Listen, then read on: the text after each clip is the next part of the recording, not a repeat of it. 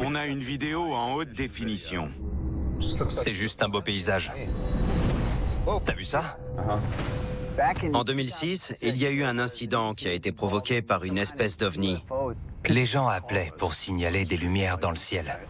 Je sais pas ce que c'est, mais pour moi, ça vient pas de ce monde. Ça n'a aucun sens. Il va falloir qu'on envoie une équipe au Brésil. Tout le monde l'a vu. C'était la panique générale. Ah bon?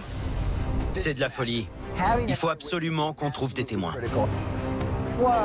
C'est dingue.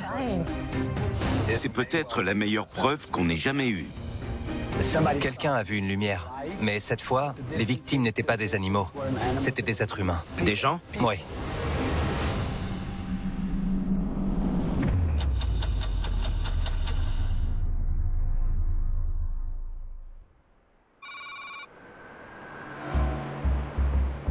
On va s'appuyer sur les données qu'on a, d'accord? On va étudier la trajectoire sur la carte. Ok. L'enquêteur Mike Cole et l'analyste de conflit Michael Livingstone étudient les informations recueillies dans le Montana. Le 6 octobre 2006, un ancien responsable de missiles nucléaires et agent de renseignement de la CIA a signalé qu'un ovni avait survolé un champ de silos à missiles et déclenché 4 détecteurs sur une distance de 150 km. Ce qui m'intrigue vraiment dans cette histoire, c'est qu'on parle de 4 détecteurs différents répartis sur 150 km. Quelque chose a déclenché les alarmes de ces 4 silos depuis l'extérieur. Ça réduit le champ des possibles. Ça pourrait être un drone expérimental, comme l'a déclaré le gouvernement. Cette histoire de drone n'a aucun sens. L'armée ne ferait jamais voler un aéronef au-dessus d'un site aussi sensible. Mais même sans ça, la vitesse moyenne d'un drone est de quoi? 150 km/h? 250. Ok. Et le drone civil le plus perfectionné se déplace à 500 km/h.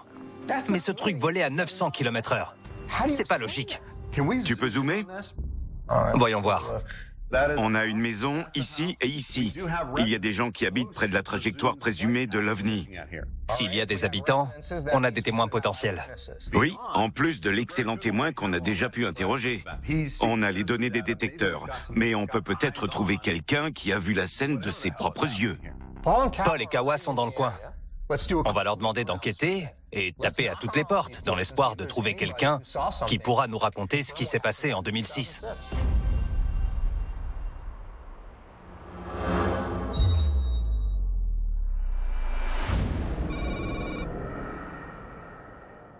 Le silo le plus au nord est juste au nord-est. Donc on se trouve au tout début de la trajectoire qu'Andrew nous a montré. On va continuer vers le sud pour essayer de trouver un témoin. Ouais. Le journaliste Paul Biban et le béret vert spécialisé dans les renseignements Kawa Malay sont dans le Montana pour enquêter sur un ovni qui aurait déclenché les alarmes de 4 silos nucléaires. Il y a une grande maison. Ouais, allons-y. On a une trajectoire précise qui couvre la distance entre ces silos. Et il y a sûrement des gens qui vivent dans le coin, donc si un phénomène étrange s'est produit en 2006, Il y a personne. il y a peut-être des gens qui ont vu ce qui s'est passé. Bon, au suivant. C'est mort. Ouais, il n'y a pas un chat. C'est désert dans le coin. Il y a quelques maisons là-bas.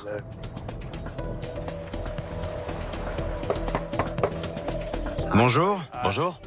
on a une question bizarre à vous poser. Quelque chose a déclenché les détecteurs des 4 silos répartis sur 150 km ici. Ça vous parle? Vous avez vu des choses étranges?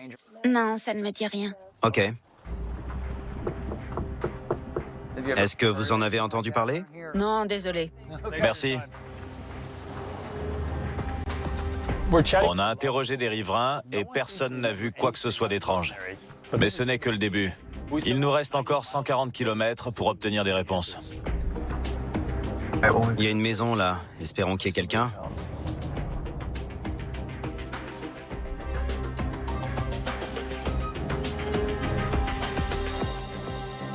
Désolé de vous déranger, mais on enquête sur un événement qui s'est produit dans les environs en 2006. J'habitais pas là. Ok. Mais ceux qui vivent là-bas étaient déjà là. Ils habitaient là en 2006? Oui. Continuez tout droit et c'est la maison qu'on voit tout là-bas. C'est là qu'ils habitent. D'accord. On a obtenu l'adresse d'un témoin potentiel. Il vivait dans le coin à l'époque où ça s'est passé. Donc il faut qu'on lui demande s'il a vu quelque chose.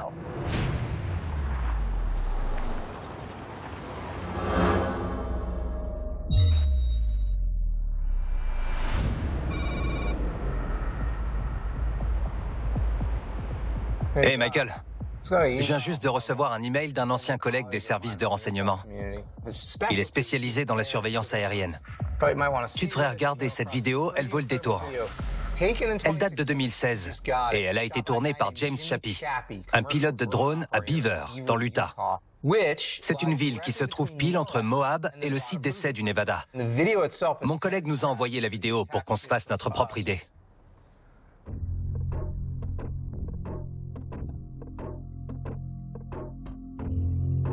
Il y a de la broussaille et des chênes. C'est juste un beau paysage. Oui, mais ton collègue a dû t'envoyer cette vidéo pour une raison. T'as vu ça? Reviens en arrière. Image par image. Regarde, il s'est redressé. Il fait un virage et il se redresse hyper rapidement. Et il disparaît.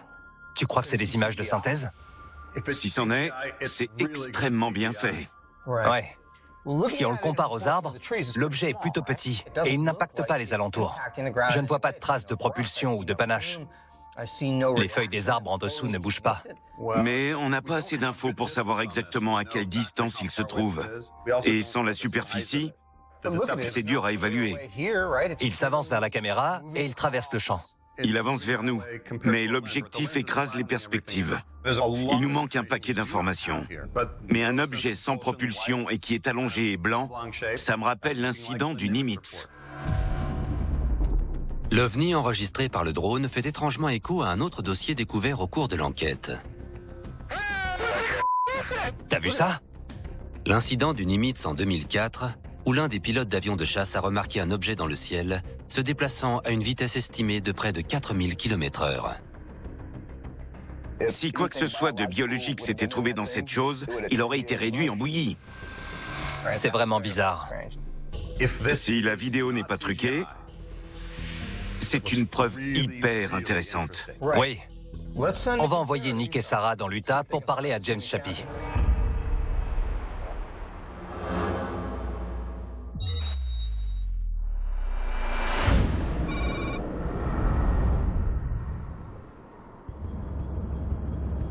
J'espère que cette vidéo sera de bonne qualité et qu'on pourra prouver qu'elle n'a pas été falsifiée. Ça pourrait vraiment changer la donne.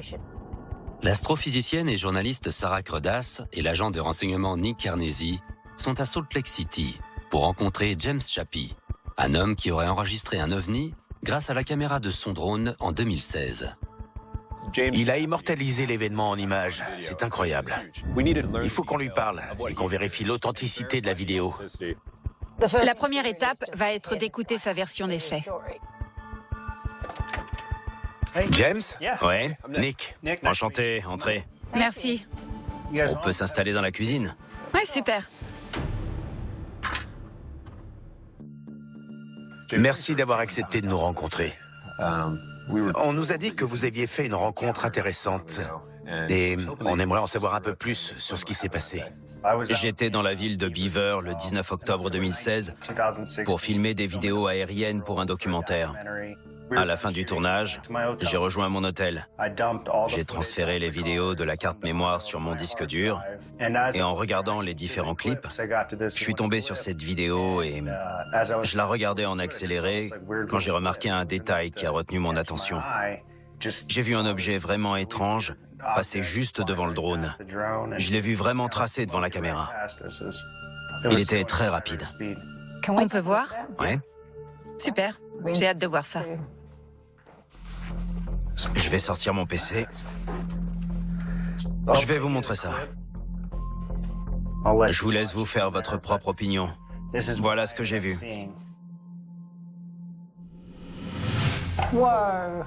Ouais, c'est fou. On dirait qu'il descend et qu'il fait un virage relevé. Ouais. On peut le revoir? Ouais. Ça dure un quart de seconde. Il vole super vite. Et on est à quelle vitesse d'image? 60 images par seconde. Et en l'espace d'une seconde, on peut voir qu'il parcourt cette distance à toute vitesse. Et l'autre détail qui m'a intrigué, c'est que ce jour-là, je me souviens qu'il y avait beaucoup de vent, et on peut même voir à l'image que le drone n'est pas hyper stable. Mais l'objet n'a absolument pas l'air d'être impacté par le vent. C'est bizarre, parce qu'on dirait qu'il est quasiment translucide et d'un blanc argenté. Ouais. C'est dingue, non? Ça ne peut pas être une illusion d'optique? Non, j'ai déjà vu des lumières parasites, des oiseaux, des insectes, des drones, des avions. J'ai tout vu et pour moi, c'est rien de tout ça. La vidéo a pu être truquée avant que vous ne la voyiez? Non, j'étais le seul à avoir accès aux cartes mémoire. Mais j'aimerais savoir ce que c'est ce truc. Si on parvient à authentifier cette vidéo, alors... c'est pas rien. C'est un enregistrement vidéo d'un phénomène qu'on ne peut pas expliquer. Et si cette vidéo s'avère authentique, c'est probablement la preuve la plus incroyable que j'ai pu voir au cours de cette enquête. Ce serait super que vous puissiez nous fournir une copie de cette vidéo pour qu'on puisse essayer de l'authentifier. Faites vos analyses et tenez-moi informé. Avant de faire quoi que ce soit, il faut qu'un expert judiciaire authentifie cette vidéo. Mais si elle est réelle, c'est sûrement la meilleure qu'on ait vue.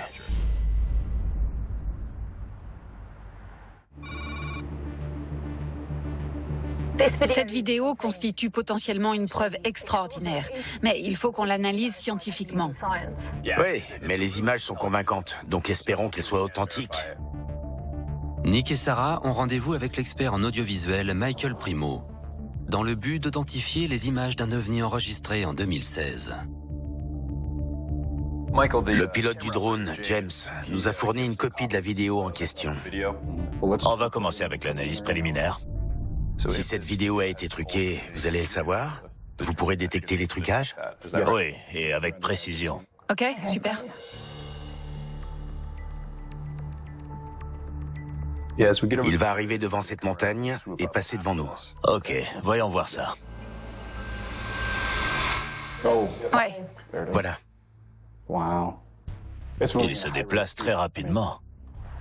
Si on avance image par image, on peut voir que la forme de l'objet n'est pas vraiment altérée. J'aurais imaginé que l'objet serait plus dense ou plus large si la vidéo était truquée. Et comme il s'agit de haute définition, il faudrait un niveau de compétence très élevé pour réussir à reproduire le flou dû à la vitesse de déplacement, tout en parvenant à le dissocier des nuages. Il faudrait beaucoup de travail pour truquer de telles images. Qu'est-ce qu'on peut faire pour authentifier cette vidéo? Premièrement, on va créer un échantillon pour comparer la façon dont la caméra se comporte. Donc, on veut un échantillon témoin. Exactement. Pour cet échantillon, l'équipe utilise le même modèle de drone que James Chappie pour comparer les enregistrements et repérer de potentielles incohérences. On va le lancer. Je pense que l'altitude à laquelle l'autre vidéo a été tournée était d'environ 12 mètres. Ok. Et ce qu'il faudrait, c'est reproduire le même mouvement de caméra. D'après ce qu'on a vu, le drone se déplaçait lentement vers l'avant pour bien filmer le paysage. C'est parti.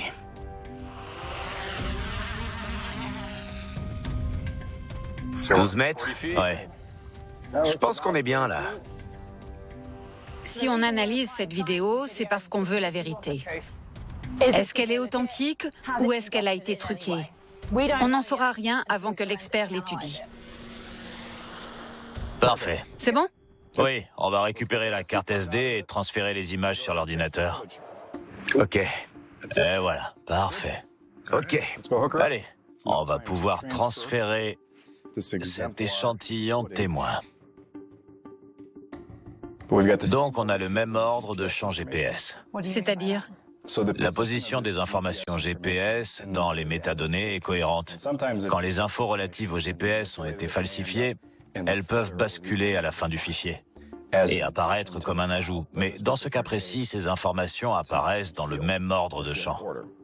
On peut déterminer numériquement comment se comporte la caméra et comment le fichier a été créé.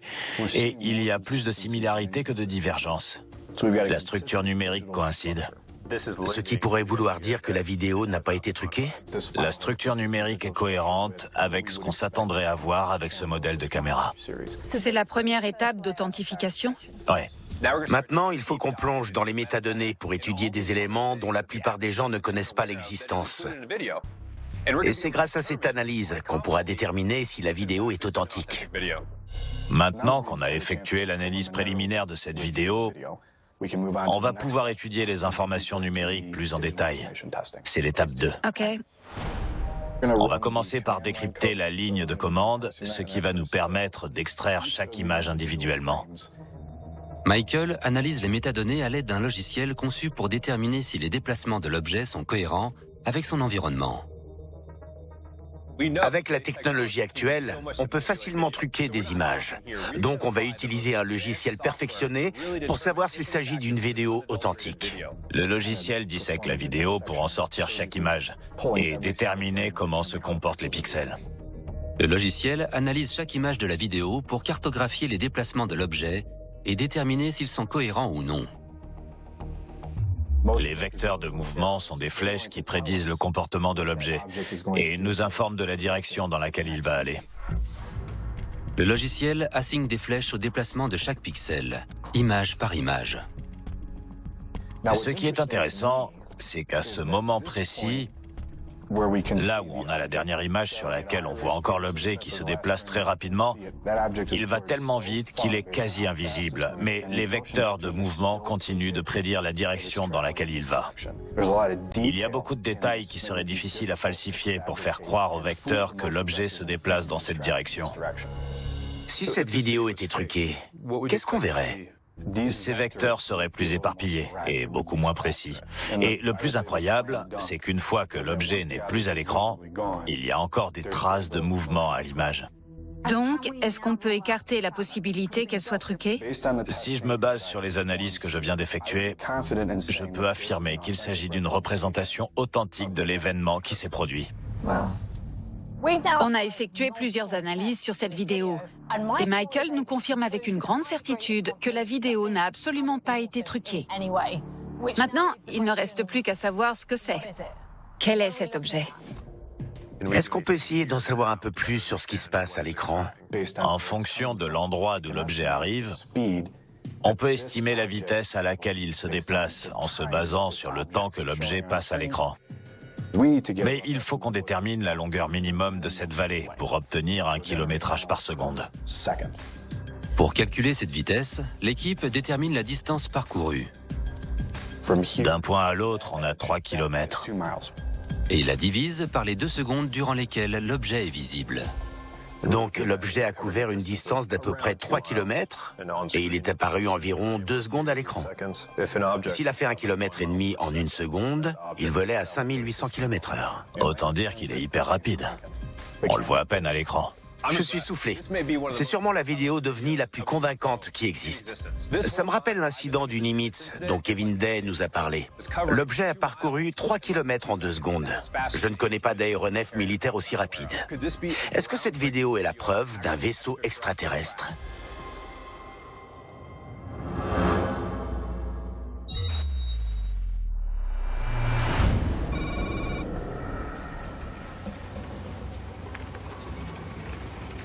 Bon, on va se garer ici. Ouais. Ok.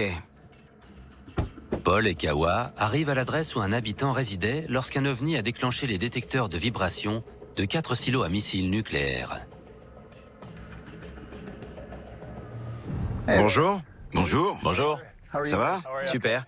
Désolé de débarquer à l'improviste. Je m'appelle Paul. Paul, Kawa, enchanté. de même. On est en train d'enquêter sur un phénomène étrange. En 2006, il y a eu un incident qui a été provoqué par une espèce d'ovni et qui a déclenché les alarmes de 4 silos à missiles nucléaires. Ouais. On est en train de suivre la trajectoire de cet objet. Et comme votre ferme se trouve sur cette trajectoire, on se demandait si vous auriez des informations sur cet événement. La seule chose étrange qui s'est produite à cette époque, c'est qu'on a eu une vache mutilée. C'était en automne 2006 ? Ouais. Je surveillais mon bétail et j'ai vu qu'une de mes vaches était morte. Donc je suis allé la voir.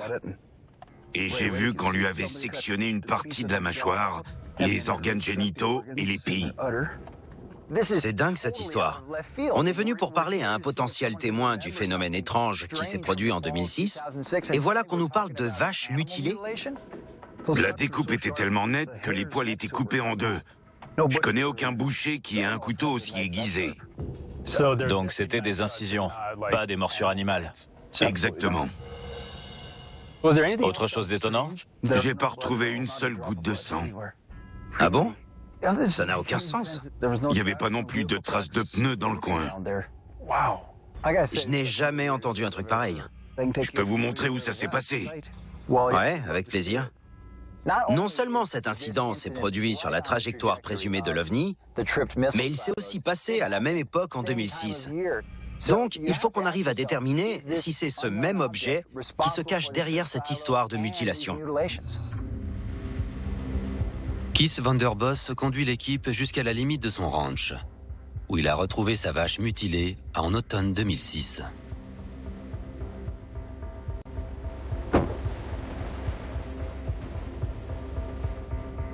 On y est? C'était là. Vous voyez la deuxième rangée d'arbres au loin? C'était là-bas. Est-ce qu'il y avait d'autres éléments étranges? Le plus étrange, c'est qu'on aurait dit qu'elle était tombée du ciel.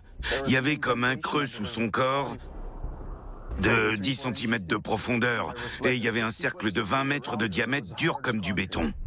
Donc, la composition de la Terre a été modifiée. C'est quelque chose qui devait potentiellement... Exercer une pression. Et qui est-ce qui a enquêté sur cet incident? J'ai appelé le shérif, et il m'a envoyé un adjoint qui a pris 2 photos. Si vous allez au bureau du shérif, ils pourront vous montrer ces photos. C'est quand même bizarre, vous trouvez pas? S'il y a un lien entre ces deux événements, on parle de quelque chose qui était non seulement dans les airs, mais qui a également exploré la vie sur Terre. Il reste des questions en suspens et certaines réponses semblent inquiétantes.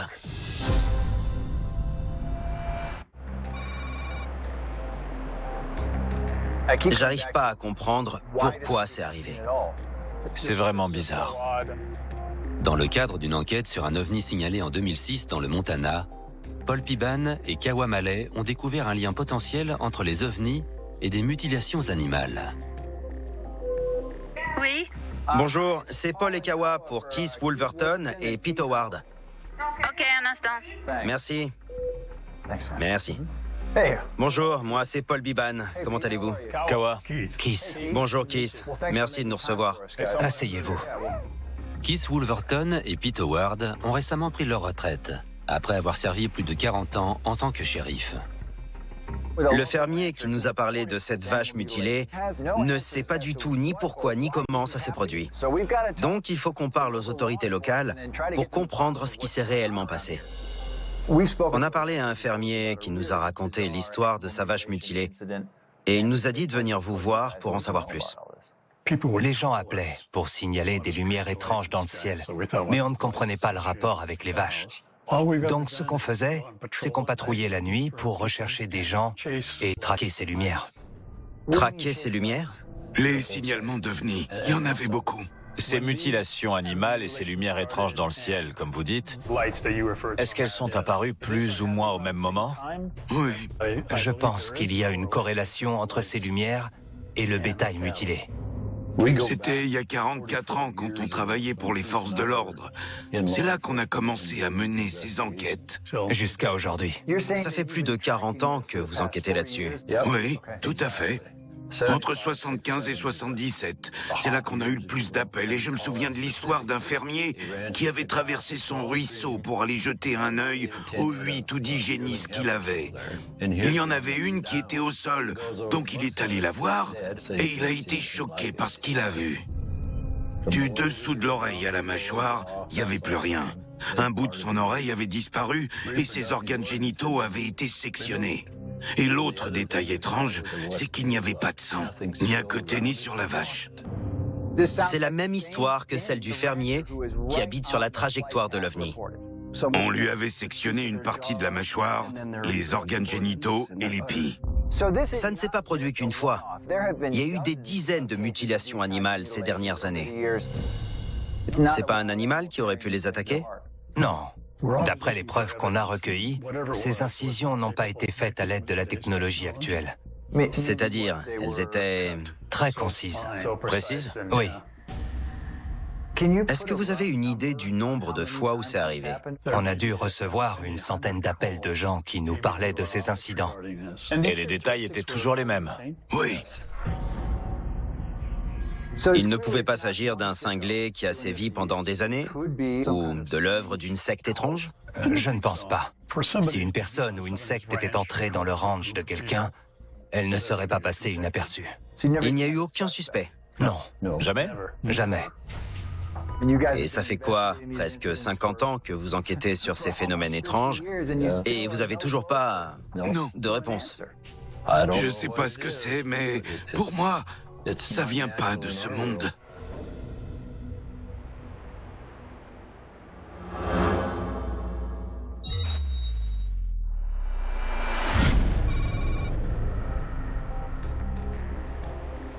Donc, on a un incident impliquant un objet qui se déplace à vitesse grand V. Et qui nous conduit vers des mutilations de vaches. Que ce soit dans le Montana ou dans l'Utah, il y a des choses bizarres qui se passent dans le coin. Je ne suis pas le seul à penser que c'est dingue. Des vaches mutilées. Si je devais choisir un seul stéréotype sur les ovnis que j'écarterais sans y réfléchir, ce seraient les mutilations de bétail. Mais j'ai promis à l'équipe qu'on creuserait toutes les informations qu'on trouverait. Et ces infos nous ont mis sur cette piste. Ça semble incroyable. Mais il faut absolument qu'on enquête sur le sujet. On va au moins essayer de déterminer s'il y a un lien entre les vaches mutilées et les ovnis qui pourraient nous permettre de mieux comprendre la situation. Donc, je vais lancer une recherche avec les mots-clés. OVNI, panne et mutilation animale. On va partir sur les 100 dernières années aux États-Unis. Ok.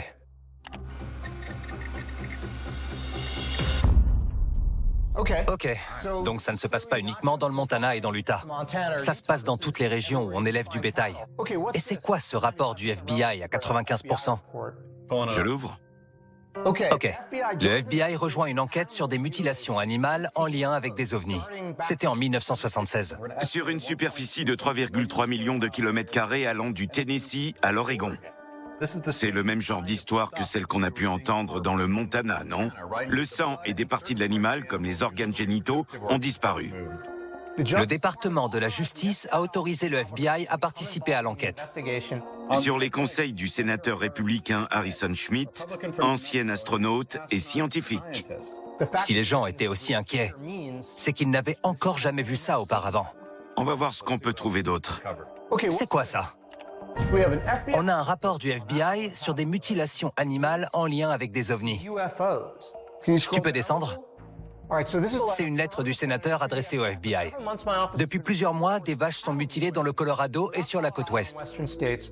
Au moins 130 cas, rien que dans le Colorado. Les incidents se sont produits ces 2 dernières années dans 9 États. À prendre au sérieux. Floyd Haskell, ce n'est pas le même qu'avant, c'est un autre sénateur. En 1979, Griffin Bell, un agent du FBI.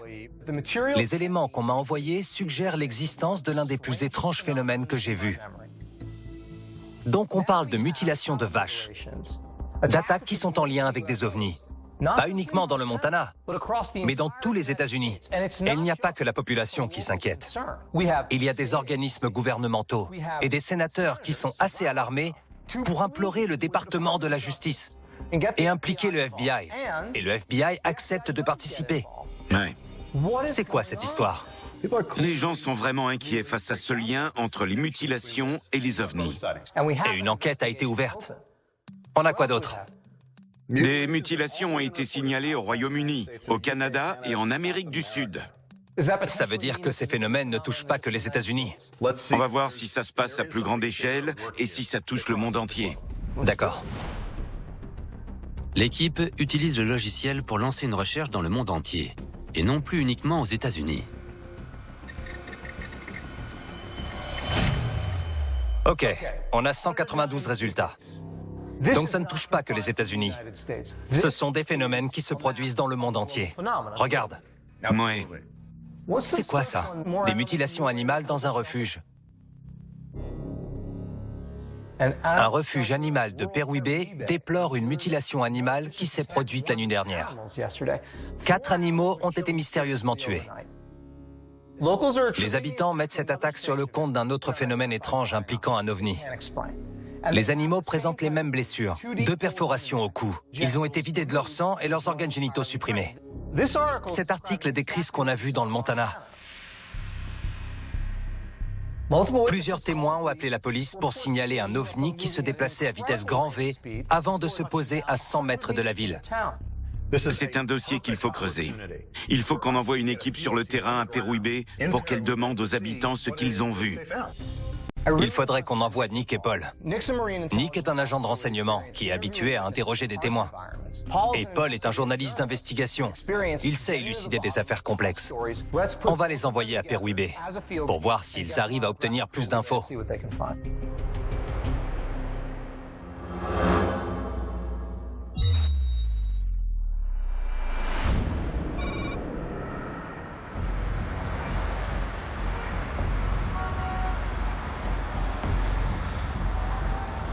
S'il s'avère que toutes ces histoires de mutilation animale ne sont pas simplement des incidents isolés, qu'elles ne peuvent pas être expliquées par des circonstances contextuelles et qu'elles se répètent dans le monde entier, ça change tout. Oui. Nick Carnesi, agent de renseignement, et Paul Piban, journaliste d'investigation, sont à Peruíbe, au Brésil, pour enquêter sur des signalements d'ovnis. Il nous faut plus d'infos sur ce qui s'est passé ici. Espérons qu'on tombera sur des témoins intéressants.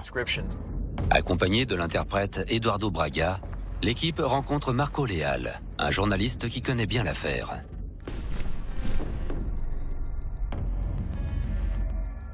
Les attaques sur les animaux de Peruíbe ressemblent à celles qui se sont produites aux États-Unis.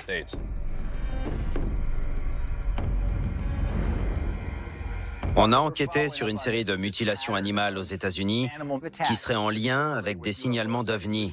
Et on aimerait en savoir plus sur ce qui s'est passé à Peruíbe en 2008. Il y a eu un signalement d'ovni. Quelqu'un a vu une lumière posée sur l'herbe et le lendemain, l'herbe était couchée et l'extrémité des brins d'herbe était brûlée. Voilà à quoi ressemblait l'herbe. Regarde ça. Et avec l'homme, ça donne une échelle. C'est immense. Ces signalements ont été enregistrés plus ou moins au même endroit et au même moment que ces mutilations. Il y a forcément un lien. Que houve foram 4 animais que foram atacados estranhamente. Foi caso que foi realmente furo específico, retirado sangue e as genitálias. Eu posso mostrar para vocês, eu trouxe umas fotos aqui, ok? Il a des photos. Esse aqui foi uma das perfurações que foi feita. C'est la perforation. L'une d'elles. Le propriétaire a appelé des vétos et des biologistes pour comprendre ce qui s'était passé.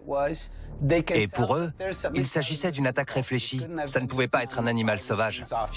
Avec un animal, ça aurait été un bain de sang. Et aussi, quand ça s'est produit, c'était le silence total. Les chiens n'aboyaient pas. Il n'y a pas eu un seul bruit pour avertir les gens que ça se produisait. C'est bizarre. Les animaux de Peruíbe ont été victimes du même genre d'attaque que celles qu'on a pu voir dans le Montana. Donc, naturellement, on se demande si c'est la même chose qui est à l'origine de ces mutilations. Est-ce qu'il s'est passé d'autres incidents de la sorte au Brésil? No ano de 1977, onde as vítimas não eram animais, e sim ataque a humanos.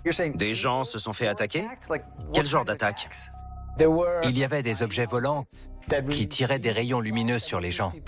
Au niveau du cou, de la poitrine et parfois des jambes et des bras. Des gens? Oui, des gens. Ok. Investigar e conversar com as vítimas que foram atacados por essa luz. Si vous allez là-bas, vous pourrez sûrement interroger des victimes qui sont encore en vie. Des survivants? C'est ça. On est en train de parler d'une attaque d'OVNI où ce sont des gens, des êtres humains qui ont été blessés et non pas des animaux. C'est de la folie. Vocês podem ir que vocês vão se surpreenderem. Ok, il a l'air sûr de lui. J'ai tapé Colares et on en parle de ces histoires, aussi dingue que ça puisse paraître. Oui. Il y a des occurrences. En 77, un objet volant de nature inconnue. Il y a quelques infos, mais pourquoi on n'en a pas parlé dans le reste du monde? Je comprends pas. Alors, ça se trouve où? C'est une île dans l'Amazone. Je vois aucune route. Je sais même pas comment on y accède. C'est coupé du reste du monde. Je ne vois même pas de pont, à proprement parler, qui traverse le fleuve. Si cet endroit est isolé aujourd'hui, imagine ce que ça devait être il y a 40 ans. Ah ouais. C'est un endroit paumé dans l'Amazone. Si toute cette histoire est vraie, ça m'étonnerait pas que les habitants en parlent encore aujourd'hui. C'est quelque chose qui a dû marquer les esprits. Non? Pour en savoir plus, il faut absolument qu'on trouve des témoins et des survivants de cet incident. Ça peut tout changer.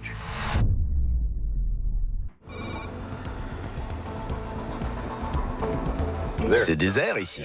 Ouais, on se rapproche du fleuve. C'est parti.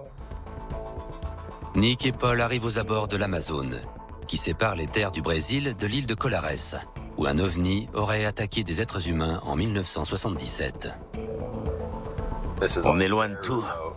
S'il se passe quelque chose ici, le reste du monde ne le saura pas. Ça, non. On est venu au Brésil pour enquêter sur des mutilations animales en lien avec des ovnis. Et on apprend que des êtres humains ont été attaqués. Si des témoins sont toujours en vie, il faut qu'on les retrouve. Et dans un endroit comme ici, le mieux, c'est de parler aux gens. Ça doit être la mairie? Ouais. Câmara municipale, ça vaut le coup d'essayer. L'équipe se rend à la mairie de Colares, dans l'espoir d'obtenir des pistes sur les témoins d'une attaque d'ovni qui se serait déroulée en 1977. Oi. Vous auriez une minute? Você pode falar minutinho com a gente? Posso. Super, bonjour, Paul. Prazer, vereador Robson. L'équipe fait la rencontre du conseiller municipal Romulo Robson de Oliveira. On a entendu parler de l'incident de 77. On nous a dit qu'il y avait eu une attaque qui avait fait plusieurs victimes. Est-ce que vous pourriez nous en dire plus? Sim, conheço, sim. Bem visto na cidade, as pessoas não gostam de falar, mas eu tenho, sim, informação sobre isso. Les habitants de la ville rechignent un peu à en parler, mais il peut vous communiquer quelques informations. Ok. No ano de 1977, a cidade de Colares ela foi tomada por pânico muito grande. As pessoas elas não conseguiam mais estar nas suas residências, elas não conseguiam mais viver uma vida normal por consequência de luzes que apareciam. Atravessava a telha ou a parede. Les gens étaient paniqués et cet incident a touché presque tous les habitants. Ah bon? Oui, tout le monde l'a vu. Et les habitants de Colares ne parlaient que de cette attaque à l'époque. Eram mais ou menos 6.000 habitantes. Eu acredito que grande parte da população ela sofreu com esse mal, né? On sentait bien qu'il n'était pas très à l'aise. Et on ne sait pas si c'est parce qu'il avait peur ou... Je sais pas. Mais on doit déterminer ce qu'il s'est passé. Parce que pour le moment, on sait seulement que beaucoup de gens se sont fait attaquer. Est-ce que vous accepteriez de nous parler d'un événement qui s'est produit ici dans les années 70? Il ne sait rien et il doit retourner travailler. Ok. Il ne voulait pas en parler. Ouais. D'accord. Bon. Il ne veut pas en parler. Non? Vu la réaction des gens, il s'est passé quelque chose, mais personne ne veut parler. Reste à savoir pourquoi. Je ne sais pas si c'est par peur ou malaise qu'ils refusent d'en parler, mais ils ferment leurs portes en nous voyant. Ça me donne encore plus envie de creuser. Pourquoi est-ce qu'ils sont tous aussi méfiants? Est-ce que vous savez ce qui s'est passé à Colares dans les années 70? Ok, il connaît un certain Naoto qui s'est fait attaquer. Donc il vous conseille d'aller discuter avec lui. Naoto? Oui. Ok. Est-ce qu'il sait où il habite? Oui.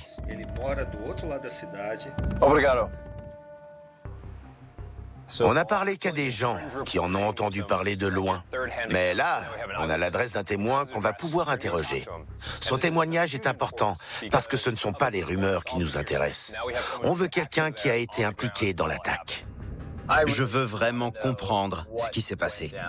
Le plus important, ça va être de lui donner envie de se confier. Oui. Je pense qu'on y est.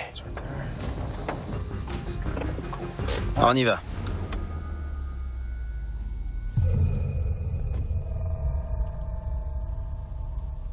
Y a quelqu'un?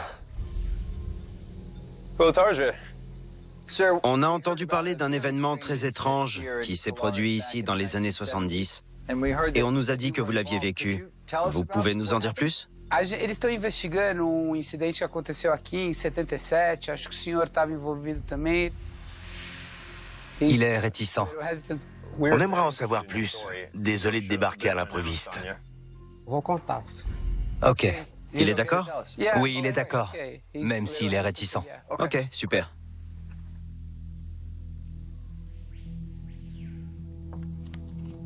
On a entendu beaucoup de choses sur un incident qui nous a paru extrêmement étrange et qui s'est produit ici en 77. Vous pouvez nous dire ce qui s'est passé? Un soir, il était parti pêcher et il est rentré chez lui dans cette maison. Il dormait, il devait être 1h du matin. Il s'est réveillé et il a vu des rayons qui visaient sa jambe. Sérieux? Il a senti 3 piqûres ici. Et qu'avez-vous fait? Au début, il n'arrivait plus du tout à bouger. Il était complètement paralysé. Après 15 minutes, il a pu appeler à l'aide. Il a demandé à sa copine ce qui s'était passé et les lumières avaient disparu. Elle lui a dit qu'il s'était fait attaquer par un objet qui envoyait des rayons lumineux. Est-ce que vous pouvez nous en dire plus sur ces rayons lumineux? Il venait de la même direction. Il venait d'une plage et il faisait des tours au-dessus de la ville. C'était rapide, mais ça s'est reproduit dans la nuit. Vous pensez que c'était quoi? Il se passait quoi? Il ne sait pas. Les attaques d'OVNI ont débuté cette nuit-là. Et ça a continué combien de temps? Ça a continué 6 mois après qu'il s'est fait attaquer. Il y avait des dizaines de victimes. Il n'était pas le seul. On pensait que c'était arrivé qu'une fois. Tous les soirs, vers 18 ou 19 heures, les lumières attaquaient. Tous les soirs? Oui. C'était la panique générale. Les gens se servaient de leur arme à feu pour tirer sur les lumières. Ils ne savaient pas quoi faire parce qu'ils ne savaient pas ce que c'était. A doutora, ela dava o trabalho dela aqui em Colares. Trabalhava aqui. Ela remitia. Mas muita gente não foram. Porque eu tô lembrado que ela me mandou para lá. Donc, il y a une femme qui a vu toutes les victimes de ces attaques? Oui. Il s'est passé quelque chose de terrifiant ici. Mais il faut qu'on détermine si c'est un ovni qui a envoyé ses rayons lumineux sur lui et les autres victimes. Ou s'il y a une raison plus logique à tout ça. Et les attaques se sont arrêtées du jour au lendemain. Plus de lumière. Il dit que ça s'est arrêté au moment où l'armée est arrivée. Ah bon? L'armée est venue? Il dit que l'armée a une trace de ces attaques. Ils savent exactement ce qui s'est passé. Mais ils gardent ces informations pour eux. Ils l'ont appelée l'opération Soucoupe. Plus on creuse, plus cette histoire devient dingue. L'armée brésilienne était impliquée. Qu'est-ce qui s'est passé là-bas? L'armée était là pour protéger les gens ou cacher quelque chose?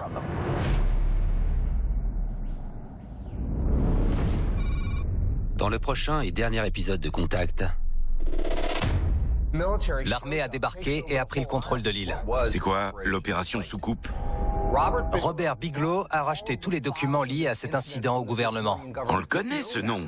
Pourquoi est-ce que Robert Bigelow, qui collabore avec la NASA et l'ATIP, a racheté ces documents hautement confidentiels? S'il peut accéder à ces documents, nous aussi.